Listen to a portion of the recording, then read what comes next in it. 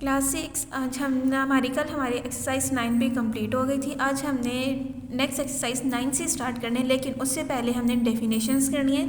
सबसे पहले डेफिनेशन है परपेंडिकुलर लाइन। परपेंडिकुलर लाइन वो होती है कि जो हमारे पास 90 डिग्री का एंगल बनाए। फॉर एग्जांपल ये स्ट्रेट लाइन है, इसके ऊपर मैंने इस तरह एक स्ट्रेट लाइन ड्रॉ किया है, तो ये हमारे पास क्या हो गया, परपेंडिकुलर लाइन। और हमेशा याद रखना है कि परपेंडिकुलर लाइन 90 डिग्री का एंगल बनाती है। और यही डेफिनेशन इसमें बताया हुआ है कि perpendicular lines are two lines that intersect at 90 degree. वो किस पे इंटरसेक्ट करती हैं, 90 डिग्री पे इंटरसेक्ट करती हैं। ये हमारे पास परपेंडिकुलर की डेफिनेशन होगी, डेफिनेशन नंबर 1। आगे डेफिनेशन नंबर 2 है पैरेलल लाइंस। पैरेलल लाइंस कौन सी लाइंस होती हैं, ऐसे वाली same lines, two equal lines के वो ना इंटरसेक्ट कर रही होती हैं, कुछ भी नहीं कर रही होती हैं। तो two lines which have the same distance between them and do not intersect are called parallel lines. Parallel lines का डिस्टेंस क्या होता है, उन दोनों के दरमियान में सेम होता है और वो एक दूसरे को इंटरसेक्ट नहीं कर रही होती। और पैरेलल एंगल्स में जो पैरेलल एंगल्स होते हैं वो क्या होते हैं, हमारे पास ज़ीरो होते हैं। ये याद रखना कि इनके दरमियान में एंगल ज़ीरो है, क्योंकि ये ना ये इंटरसेक्ट कर रहे हैं और ना ही इनके दरमियान में कोई एंगल बन रहा है। ये चीज़ आप लोगों ने याद रखनी है। परपेंडिकुलर एंगल हमारे पास 90 डिग्री होता है और पैरेलल एंगल्स हमारे पास 0 डिग्री होते हैं। नेक्स्ट हमारे पास थर्ड डेफिनेशन है transversal. A line that intersect two or more lines at different points is called a transversal line। जिस तरह फॉर एग्जांपल ये हमारे पास 3 लाइन्स है, इनको एक लाइन ने इंटरसेक्ट किया एट 3 डिफरेंट पॉइंट्स पे, तो ये हमारे पास कौन से पॉइंट्स हो गए, ट्रांसवर्सल पॉइंट्स हो गए। ठीक है, ये हमारे पास 3 डेफिनेशंस हैं। आगे नेक्स्ट पेज नंबर 144, इस पर हमने ये डेफिनेशंस नहीं है, ये सिर्फ आपके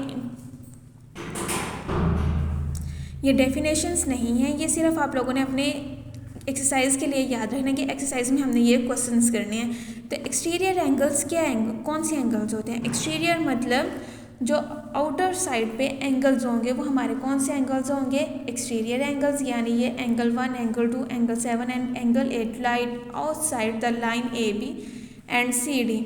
अब ये देखें, ये एंगल 1 और एंगल 2 आउटसाइड पे लाई कर रहा था, ये हमारा एक्सटीरियर एंगल हो गया। इसी तरह एंगल 7 और एंगल 8 ये भी आउटसाइड पे लाई कर रहा था, हमारा कौन सा एंगल हो गया, एक्सटीरियर एंगल। और इंटीरियर के नाम से ही पता चल रहा है कि अंदर वाला। तो ये देखिए एंगल 3, एंगल 4 एंड एंगल 5 और 6 ये हमारे पास कौन से एंगल हो गए, इंटीरियर एंगल्स हो गए। नेक्स्ट कॉरस्पॉन्डिंग एंगल्स कौन कौन से होंगे, कॉरस्पॉन्डिंग एंगल्स होंगे कि जो सेम डिस्टेंस पे होंगे, सेम एंगल साइड पे होंगे। फॉर एग्जांपल देखें कि एंगल 1 और एंगल 5 कौन से हैं, कॉरस्पॉन्डिंग एंगल्स हैं। इसी तरह एंगल 4 और एंगल 8 कॉरस्पॉन्डिंग एंगल्स हैं और एंगल 3 एंड 7 कॉरस्पॉन्डिंग है। एंगल 2 एंड एंगल 6 ये कॉरस्पॉन्डिंग एंगल्स हैं। और अल्टरनेट एंगल्स कौन कौन से होते हैं कि ये एंगल्स वो होते हैं कि एक एंगल आपके इस साइड पे होगा, जिस तरह एंगल 3 एंड एंगल 5 ये हमारे पास अल्टरनेट एंगल्स हैं। ये आप लोगों ने एक्सटीरियर, इंटीरियर और कॉरस्पॉन्डिंग और अल्टरनेट एंगल्स की ये डेफिनेशंस याद नहीं करनी, सिर्फ आपने जहन में रखना है कि ये कौन कौन से एंगल्स होते हैं और कहाँ पे लाई कर रहे हैं। Next page number 146, rotational symmetry. अब रोटेशनल सिमेट्री क्या होती है कि वो हमने इनको बतानी है। तो when a shape is rotated about a fixed point by an angle of 360 degree it is one complete rotation. अब देखें कि हमारे पास ये एक स्क्वायर दिया हुआ है।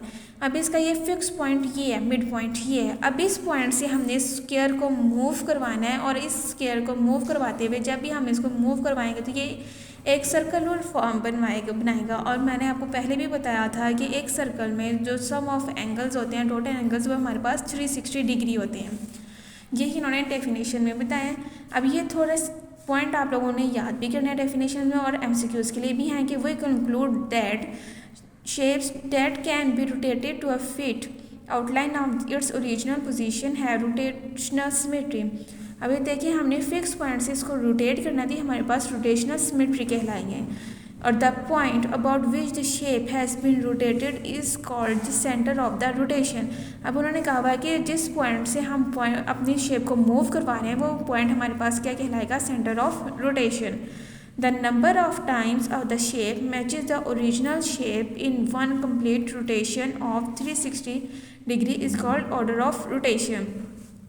अभी देखिए, ये देखिए हमारे पास ये ट्राइंगल है X, Y एंड Z।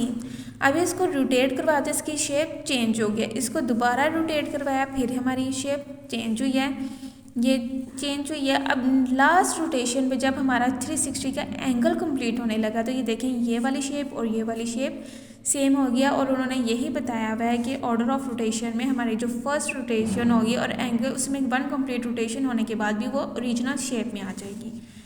अब ये MCQs के लिए आपने याद रखना है कि every shape has a rotational symmetry of order 1 as it always come back to its original position after 1 complete rotation of 360 degree. ये आप लोगों ने अपने MCQs के लिए ये याद रखनी है ये चीज़। ओके।